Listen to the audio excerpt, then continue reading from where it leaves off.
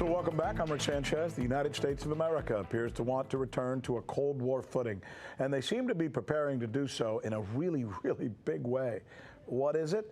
Naval and amphibious military exercises, which will simultaneously span the globe in 17 time zones. Did I mention simultaneously? This is being billed as one of the largest of its type in at least 40 years, and quite obviously meant to send a message to countries like China and Russia, formidably, maybe more. So here's the question that one almost has to ask. What are we preparing for? World War III? Michael Maloof has plenty of experience with these types of exercises and understands their meaning. He's a former Pentagon official, and he joins us now live to talk about this. Is it an overstatement to ask that question with something like this? Are we getting ready for World War III, Michael? Well, when you prepare for something like this, it could happen. It's almost like a self-fulfilling prophecy. I think that it's, as you pointed out, it's the largest since the end of World War II.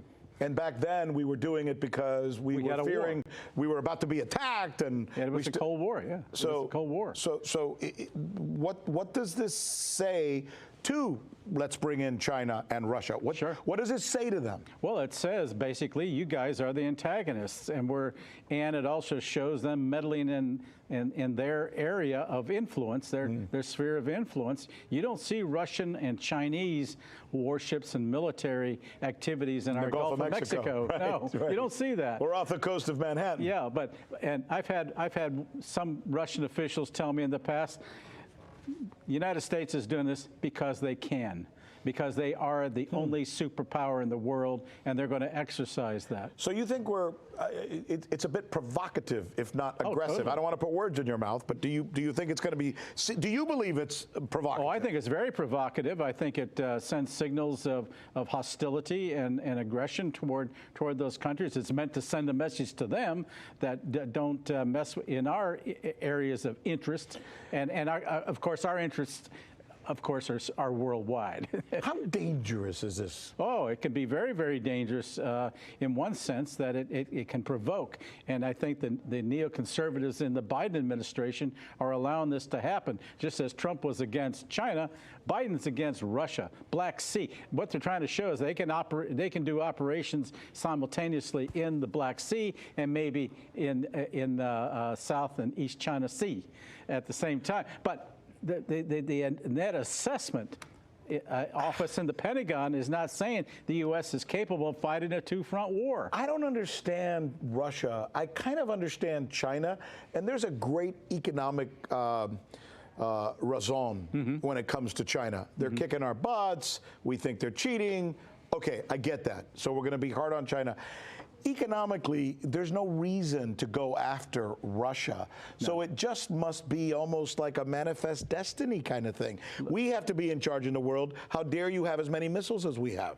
Well, for Russia, it's I think their economy is about the size of Texas. Yeah, 30 something in the world. Yeah, and they hardly are able to afford, frankly, the military upkeep in Syria. So what's the threat? What is the big threat from Russia that we fear? Ukraine, really? No, we need a boogeyman. And for the Biden administration, it's Russia. And frankly, because we have 50 years of experience of a Cold War of Russia, and formerly Soviet Union, being the bad guy, that's the comfort zone of the intel people and the military guys. You're almost saying we need for all these old guys to die. Who are still in love with the idea of the Cold War mentality. That's their comfort zone.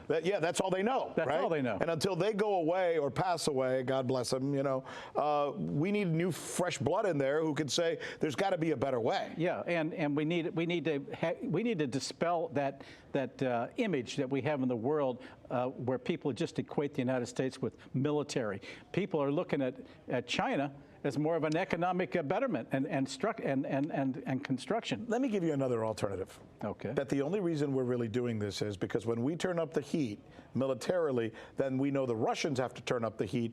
And when they make more weapons, then we get to say, look, they made more weapons, so now we can make more weapons. My point is, the whole damn thing is about making money. Well, that is basically it. It helps justify the tremendous defense spending because we have, in all 50 states, we have defense interests in all 50 states. Right. So it meets that need. But politically, it's very, very dangerous. For the Russians, it's a kind of we're just going to watch for now because they do have weapons. They have an approach, as the Iranians have discovered, that could probably defeat all that, and that is swarm. Where you shoot hundreds of missiles at the same time, we can't defend that. China has developed a ballistic missile that can destroy an aircraft carrier. And can you blame them, given the fact that we're doing it's a these David kinds Goliath of, thing. It's a David Goliath, and that's what we're dealing with, and it's very, very dangerous. The upside of all of this is that it gives the Russians and the Chinese an opportunity to view the military exercises to see how we plan to do this. However, once a real war begins, all those plans go away. Yeah, it's like you're giving away the Normandy plans before the invasion, right? So not smart either. No, it's not. Michael, you're wonderful. Thanks, man. I appreciate you joining us, and thanks for coming over. Thank you.